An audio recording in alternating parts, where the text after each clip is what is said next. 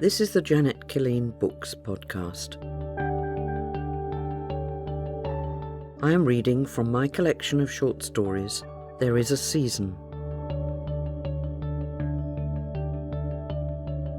This story is called The Journeying Boy.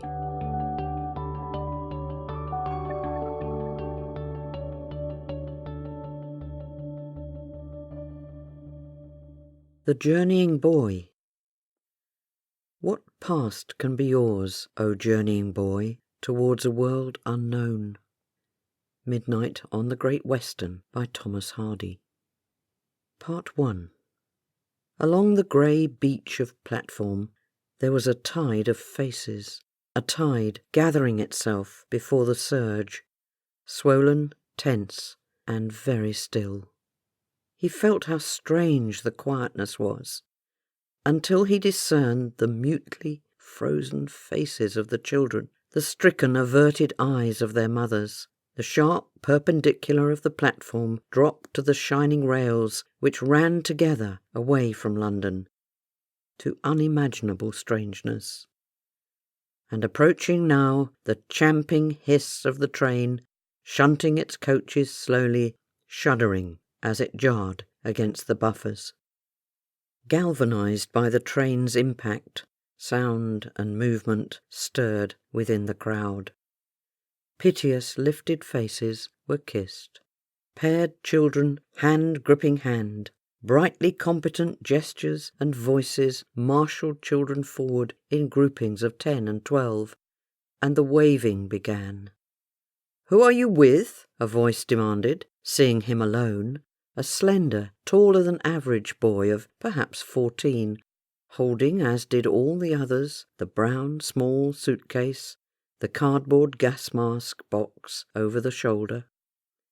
Seeing, perhaps, if there was a moment in all that turmoil, the guarded eyes behind the circular spectacles, the black music case held tightly in the left hand, the creaseless uniform, a crisply new blazer and tie, the grey flannels, the rigid uprightness of the body. "I'm all right, thank you. I catch the York train in a few minutes." Too busy to inquire further, she turned away to gather others, briskly kind, a voice made strident by the compulsions of this day.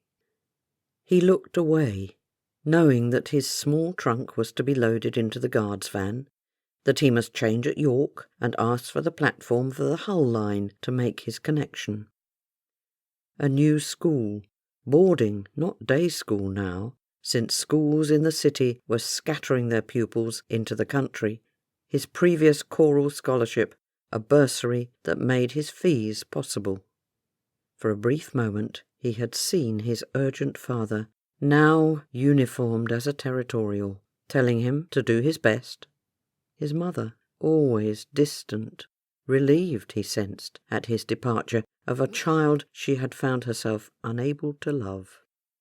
He could not understand or meet her needs, but felt only that he must in some way have deeply disappointed her, this beautiful and elegant woman, who seemed to open like a poppy, full of colour and vivacity for an hour when visitors called. For a moment he felt himself part of the swell of the wordless plangency that rippled now across the crowds of waiting children, and he felt in his own bowels their weakness and terror. Is it everywhere, he wondered, this herding of the children to safety, all across the map of Europe, while the grown-ups go to war?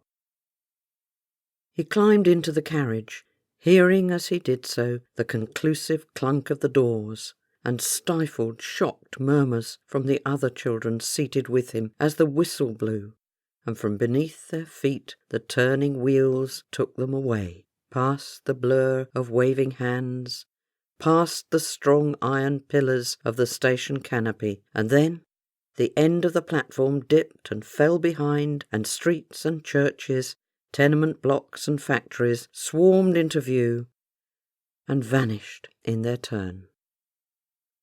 Holding and twisting his grey and blue school cap, stroking the leather of his music case, he struggled with unexpected tears, aware as he did so that around him children younger than he were comforting one another.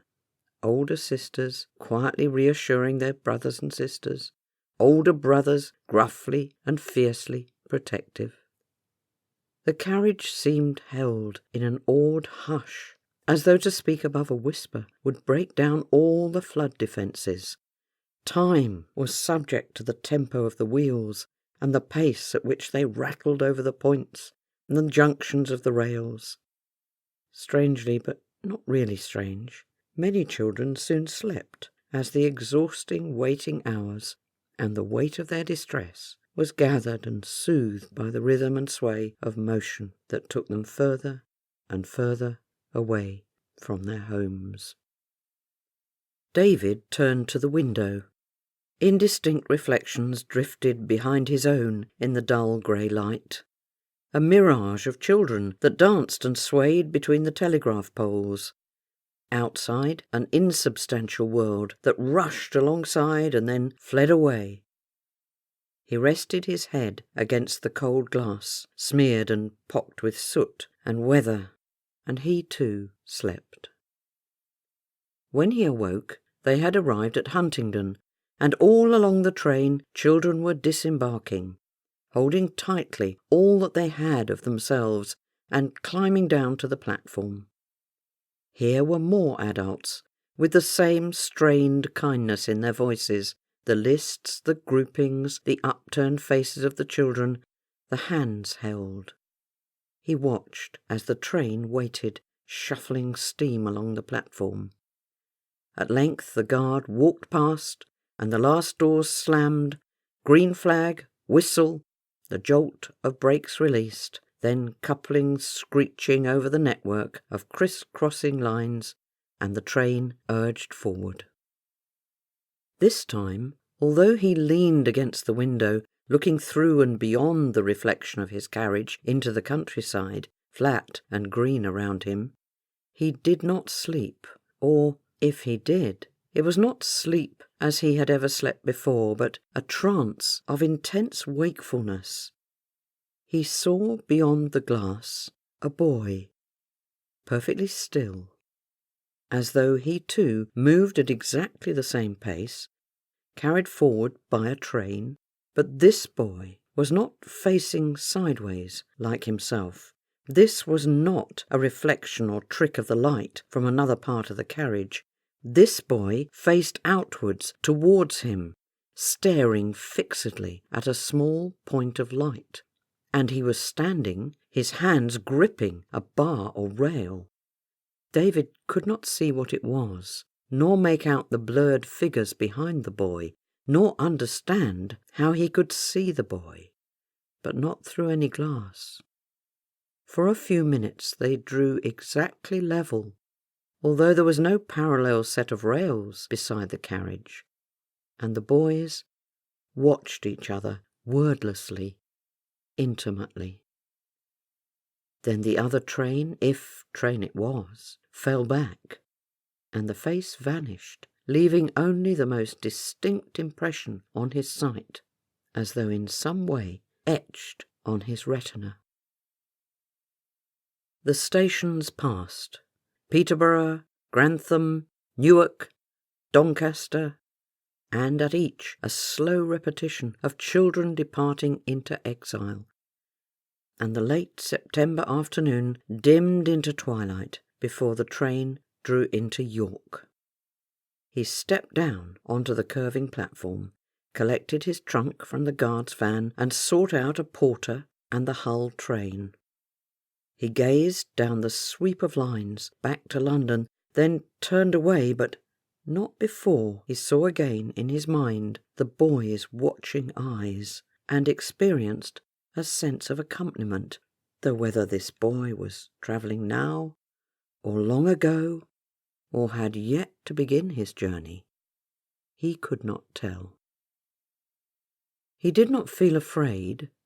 He had managed so long on his own that he was not fearful of new places or people, and he had stored up within himself reserves of steadiness that he would never have called courage, but which strengthened him to face unknown situations. So he watched through the window as the lights of stations came towards him, and heard the broad voices call out the names until at last his own station came. And he flung down the window to turn the heavy door handle outside, and felt the air, cold and damp, shock him again into wakefulness. "Foot school?" he nodded. "Wait there while I get the trunk, then I'll telephone." "Robinson?" "Yes, sir," a brusque nod in response. "You begun later than the other boys, but that's not surprising in these days. You'll make your way, I expect. I'll introduce you to one or two of your form, and there'll be supper in half an hour. Follow me." Hours and then days passed. New corridors, boys with unfamiliar faces crowded in classrooms that smelt as all classrooms smell. Gowned masters, the uncertain and cold experience of dormitory, the shrill bells that marked off the lessons, the hours of prep, the time for sleep and waking. Slowly it resolved itself into routines, habits, familiarity, even security. For many days he forgot that strange encounter through the train's window. He settled into a way of life that felt ordered, outside of time, far away from London and any thought of family. There was briefly, predictably, a challenge, an attempt to dominate and frighten a boy perceived as slender, withdrawn, a stranger. He shrugged, laughed, and returned the challenge, and his self-sufficiency caused hesitation and then withdrawal before anyone lost face, and he was free to walk alone. He found a place within the music set through the choir and orchestra, then was identified on the rugby field as a fluent and accurate player on the right wing, and that established him in a brotherhood of sweat and mud which asked no questions. Part 2. Before the winter set in that first term, he discovered what became for him a more real world. Its spaciousness took him gladly beyond the limits of the school and its routines, even those that he enjoyed and valued.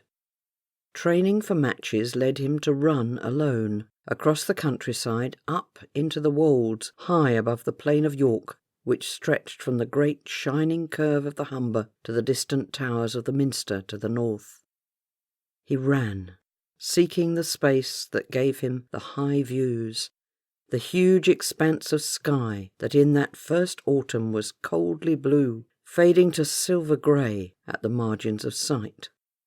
Sometimes, as he ran, he heard at his elbow the hoarse, laboured breathing of another runner. After the first jolt of fear, he learned to recognise this strange companionship, and in some curious way to welcome it. He knew without seeing that it was linked to him, as the boy on the train was linked to him. All around him were the signs of a nation preparing itself hastily for war.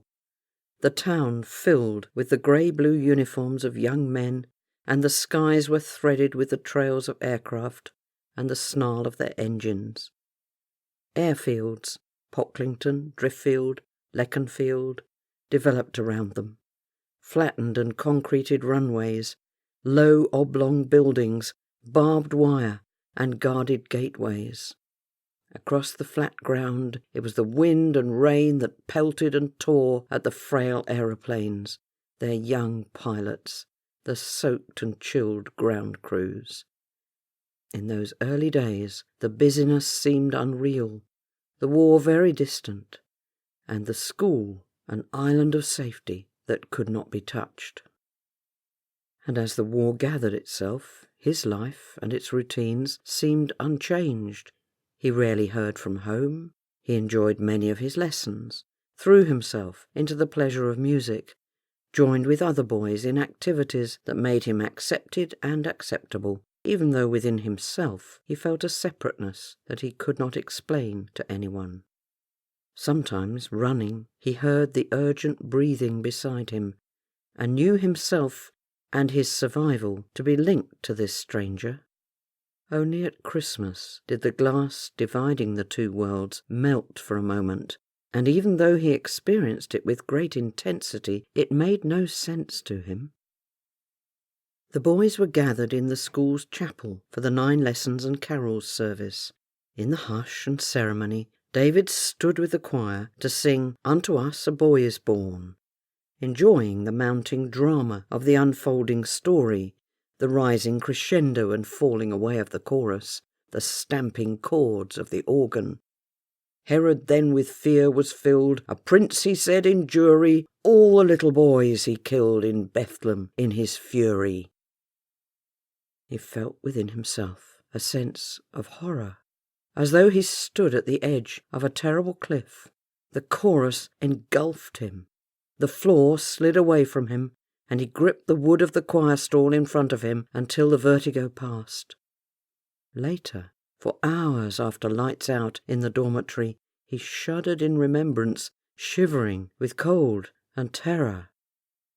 Only in the early grey hours of the winter dawn did his exhausted body release him to sleep. The next day was the end of term, and he travelled back to London, expecting, dreading, hoping to see the boy through the train window. He did not know which. When he saw him, it was a very distant glimpse, a moment only. Yet again, it was a moment of timeless duration. Behind the boy, shapeless and crowded figures. Before he could focus, his own carriage swung into Newark Station, and the illusion, if illusion it was lost to him. The holiday was a hinterland of experience. His father away in France, his mother frequently out of the house, the servant staff reduced to the cook and a man whom he did not know, and a young woman who came to clean. He struggled to communicate with his mother in response to her queries, but his best moments were alone, reading, or listening to the radio. "I will be closing the house down while your father is away," his mother told him. "I cannot keep the staff, and London is not a safe place to be. I'll be going back to my family in Gloucester. I will make arrangements for your holidays." So he was glad to return to Yorkshire in January, welcoming the journey, the growing confidence of his place at school, and the sense of a parallel life running alongside his own. When he came to look back on those days, he wondered how he had managed to keep the thin meniscus of his inner life from being punctured by what others would call reality. He walked constantly between two worlds, living actively and corporately in one, which was dictated by the external shared activities of time, study, practice, yet the other was becoming more dominant. A strongly urgent presence that gazed at him as he travelled, ran alongside him as he sought the solitary pleasure of the wolds.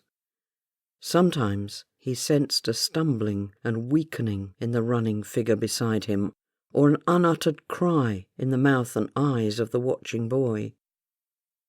He knew that he was not relating to him in chronological time, that the time lapses between their encounters were not actual time. Indeed, he sometimes felt that the boy's journey had not yet begun, but that he must be ready to accompany and sustain him. Part 3. Certain landmarks stood out for him as his first year at the school passed, amidst the news of the conquest of the nations of Europe. It was not long before the first news from abroad made war imminent and personal. Hepton in the lower fourth, his older brother dead in Norway. 2 boys who had left the sixth form only last summer were reported missing. The headmaster, with a weariness that the boys could barely understand, gestured to the honours board above his head, and the names of those lost in the Great War seemed to spring into prominence. When his father did not return from Dunkirk, David was not alone in the puzzled grief of the school community. Boys became gentler towards one another, and assembly became a place of commemoration and the slow recital of names lost, wounded, missing. old boys were remembered, and their barely younger contemporaries tried to imagine their burning gallantry in the air as young pilots inscribed the skies with fragile defiance. The school cadet corps drilled on the playing fields, and he became familiar with the slap of his hand against the rifle as he brought it to his shoulder, and the recoil as he learned to aim at the far targets. That summer he spent in Gloucester with his mother's people, and wondered whether his mother grieved, or whether he would ever know if his father had family or was mourned by them. He discovered that his father's record collection was left to him, and packed carefully and with great pride a selection to take with him to school. He returned to school with relief, able to enter into those dimensions of his life that felt most real, most significant. The imminence of the war grew ever nearer. The school's second-best pitch was turned over to potatoes, and he took his turn at planting and then harvesting the crop, taking satisfaction in the scent of the cut earth and the rounding of the potatoes gathered in his hands. Masters left to enlist, their places taken by old men returning out of retirement to teach in dusty gowns and with quivering voices that sounded reluctant to emerge from hiding. At night, and sometimes in the day, air raid warnings grew in frequency, and the school would clatter down the stone corridors to the outside shelters and wait for the all clear, sometimes hearing the thumps and feeling the shudders of the earth as nearby airfields were attacked. After dark, for many weeks, David was drawn to the windows facing southeast, and saw high above the swell of the Wolds the red and orange glow of the terrible fires of Hull under bombardment. The nation waited.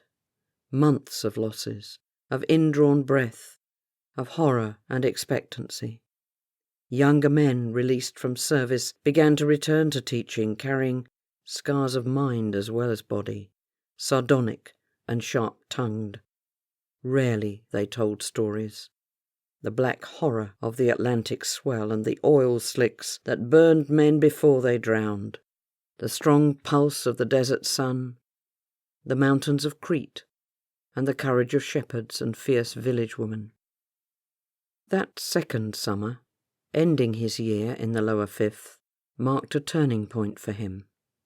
He did not, as expected, return to Gloucester, but his mother wrote with an unreal brightness, "You'll be pleased to know, my dear David, that after so many, many months grieving for your father, I have been able to make a fresh start. I have begun some very valuable war work, and I have been very fortunate in finding new friends, one of whom I especially hope you will meet one day. I have told him how proud I am of all your achievements. Your father's investments have ensured that there is a trust fund for your schooling and university. Because I am now back in London, but not in the old house, I think it is best if you spend your holidays in a safer place. So I've got in touch with your aunt, your father's sister, who lives near Leeds. She will be writing to you and asking you if you would like to spend your summer holiday with her. I am sure you would like to get to know your father's side of the family. Of course, I would love to see you, but I have so very little time now as I am working, and so I hope this will be a much better arrangement for you. Your loving mother." For 2 or 3 minutes of quietness, he held the letter carefully in his hand, recognizing the careless loops of the consonants and surprised by the faint discernible scent of his mother, released by the envelope. Familiar and evocative, utterly strange and distant. Some weeks later, his aunt wrote to him. "My dear David," she began, and he noticed the formal handwriting, so disciplined by the copperplate style of her schooling and so unlike his mother's. "I'm very sorry that we have never really met, and you must find it hard to hear from a complete stranger that you are to spend your holidays with me here in Ilkley.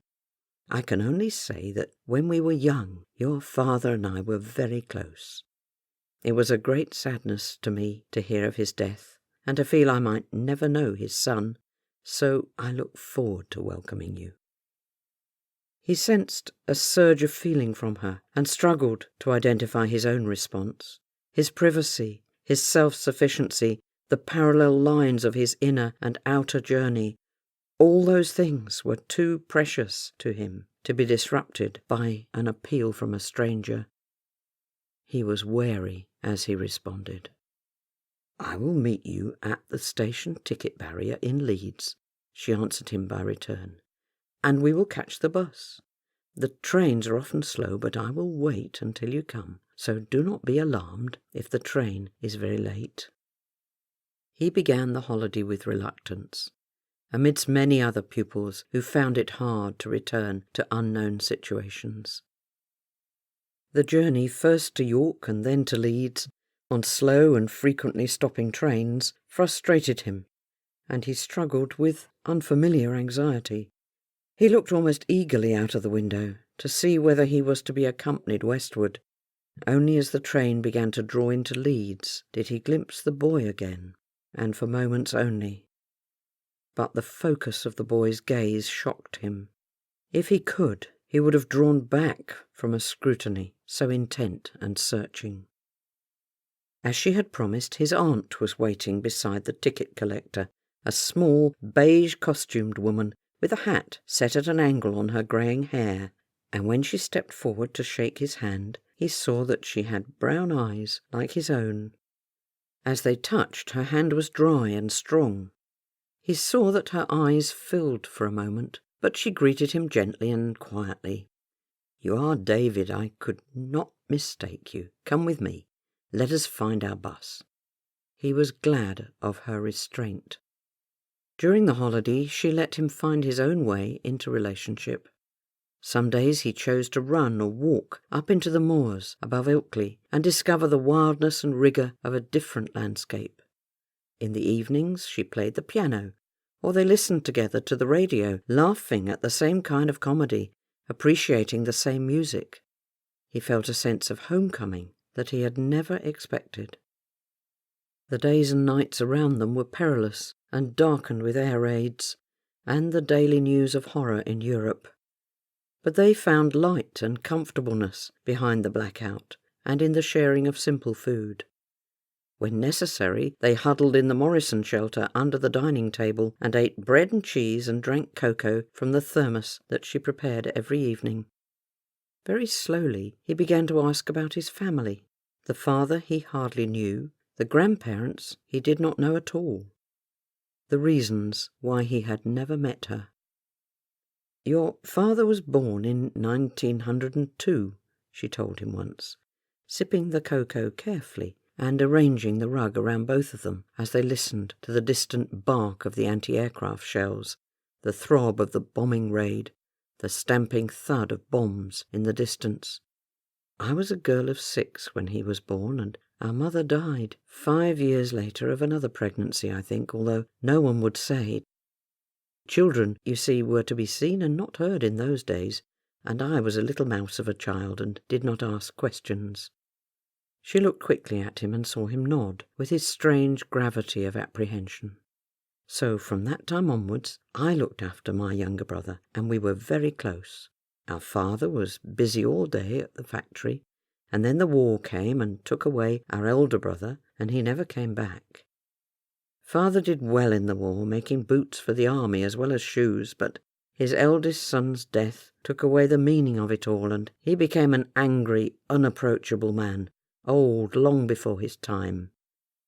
It took away, too, the young man I might have married, yes, though you'd never think it now." She shook her head and smiled quickly at him. He touched her hand, briefly. "But no one noticed that, and after the war my work was to look after my father and run his household, and your father left home as soon as he could and went to London.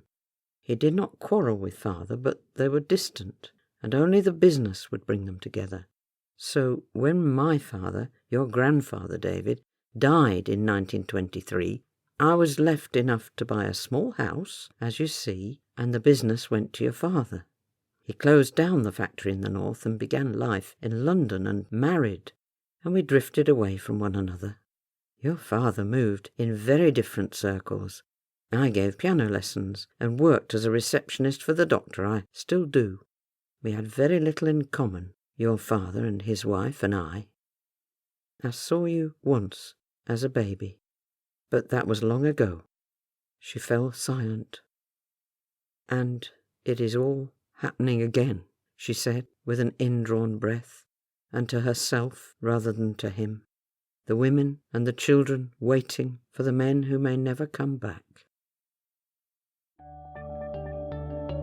You have been listening to the first installment of The Journeying Boy. From the book There Is a Season, read by the author Janet Killeen and produced by Duncan P.B. For more stories, please subscribe on iTunes or from wherever you get your podcasts.